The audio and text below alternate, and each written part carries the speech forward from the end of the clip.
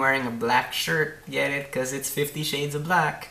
50 Shades of Black is directed by, I don't know how to pronounce his name, Michael Tides. It's written by Marlon Wayans and Rick Alvarez and stars Marlon Wayans and Kaylee Hawk. So 50 Shades of Black is a parody of 50 Shades of Grey, except Christian Grey is now Christian Black because he's played by Marlon Wayans, because get it, he's black.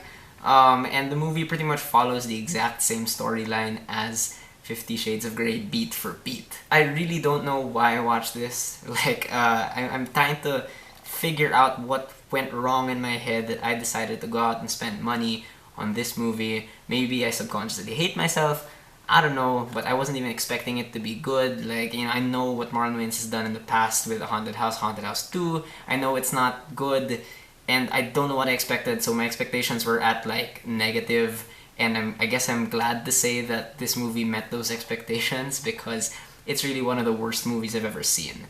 And I'm not exaggerating. It was painful to watch. I mean, it's only an hour and a half long, but it feels like over 2 hours long. It stays so close to the source material that it becomes just as painful to watch as 50 Shades of Grey. And it's just not funny. None of it is funny to me. I'm sorry if this review will come off as like really downbeat and stuff. Like, I told myself to make this review entertaining because it's like a rant, or at least because this movie is terrible and stuff. But like, I'm just so sad about it. I'm so sad that I had to go out and watch this movie. And it's not even that I had to, it's that I chose to go out and watch this movie. First of all, I must correct myself, because when I reviewed the movie Tuken, which is a parody of Taken, I mentioned in that review that it would be an insult for the Wayans brothers to watch that movie because I just hated Tuken that much. I have to kind of revise that statement because 50 Shades of Black it approaches the worthlessness of Tuken. It's really, really hard to watch. Interestingly enough though, it's terrible for kind of like the opposite reasons, because whereas Tuken was so bad because it barely stuck to its source material, this movie is terrible because it stays too close to the source material, that it doesn't give itself enough space to really effectively satirize it or make commentary about it. And it should be the easiest thing in the world to satirize 50 Shades of Grey, because there's so much stuff there that you can comment on and make fun of. You know, it's this weirdly offensive movie about, you know, BDSM and stuff. Not to hate on people who are into that kind of stuff, but just the treatment of its characters and just the extreme fetishization of violence. Like, it gives you a lot of material for comedy, and it doesn't use any of it. And I really don't know why this movie decided to stay so close to the source material with its plot and with its characters. Like, why would I want to be reminded of 50 Shades of Grey? Like, anything that reminds me of 50 Shades of Grey, like, is just, it gets minus points immediately. But I know what you're gonna say. Of course, this movie doesn't exactly follow the plot and characters of the original, and I understand that, but what I mean is that this movie follows a pattern every single scene. Like, when a scene starts, Marlon Wayans and Kaylee Hawk are playing Christian Grey and Anna Steele. Like, they're playing the characters from the original. But then as the scene goes on, they begin to do crazy, like, unfunny things that are super out of character. And I guess that's like the funny part. And when the next scene starts, it resets. Like, they're playing the normal Christian Grey and Anna Steele again, and it just goes on for an hour and a half, and it's not funny. This movie really feels like a string of rejected, gross out sketches for, like, I don't know, Mad TV or something, and it's really not funny. Like, if you know, sex jokes and racist humor is like funny to you, I promise you will hear better at grade school and high school. And then there's that, I mentioned the hour and a half thing, and this movie is only an hour and a half long, but it feels just as tedious and exhausting to watch as 50 Shades of Grey. And I don't know what it is. It could be because of the editing by Lawrence Jordan, but I know that deep down it's because of whoever had the bright idea to, you know, pattern this movie's plot so closely to the original. And I'm not even kidding, like, large chunks of this movie are shot-for-shot recreations of the scenes from 50 Shades of Grey. And like, as I was watching it, I began to remember,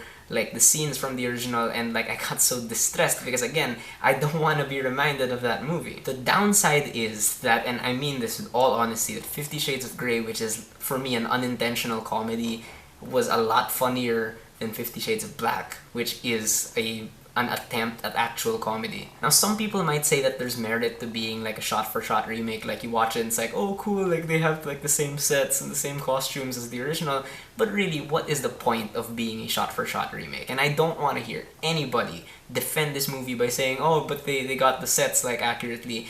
I don't want to hear anyone saying that while deriding like Gus Van Sant's remake of Psycho or criticizing Avatar for its unoriginality. Like, shot-for-shot remakes, they don't make sense. And I get that this movie is supposed to be a parody, but there's a way to do parody right. And then maybe I'm just not the type who gets into like the scary movie films or you know, Meet the Spartans or whatever BS. But when all you have in your movie is pop culture references and racist humor and there's like an incest joke in there, if that's all you have to offer me, your ticket is not worth buying. Like, I did not spend 200 pesos for stuff that's not as funny as things I can just like watch on the internet that for free. Speaking of those pop culture references, this movie has the audacity to poke fun at movies like The Graduate and Whiplash and Magic Mike, and I'm gonna defend all those movies as really good movies, especially like the first Magic Mike, which I still think is a really good movie and a really good story. I will admit that when the Whiplash one came up, it was kind of a pleasant surprise, because anything that was,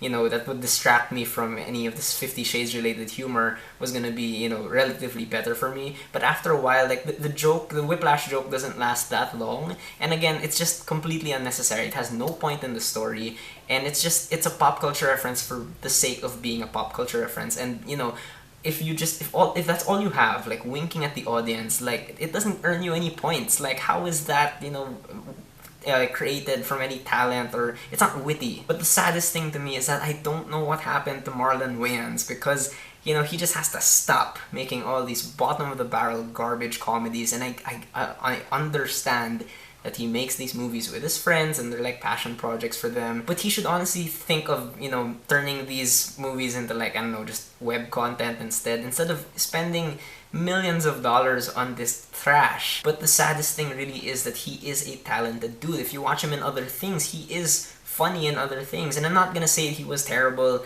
in this movie. I mean, like, it's not like he was trying too hard or anything. He was just playing himself pretty much, but he didn't make any of the jokes, you know, any more memorable or entertaining. But again, if you watch him in other movies like, you know, White Chicks, which I personally don't really like as a whole, but he's funny in it. I actually thought he was pretty decent in G.I. Joe The Rise of Cobra. Like, he came off to me as like a young, you know, Anthony Mackie in the Avengers type. And if you really want proof of him as a good actor, watch Requiem for a Dream. He's in Requiem for a Dream and he's really good. Marlon Wayans, please, if you are out there and if somehow you hear this or the complaints of your other fans, you're underachieving here, man. Like, you can do so much more. Okay, I'm done talking about this movie.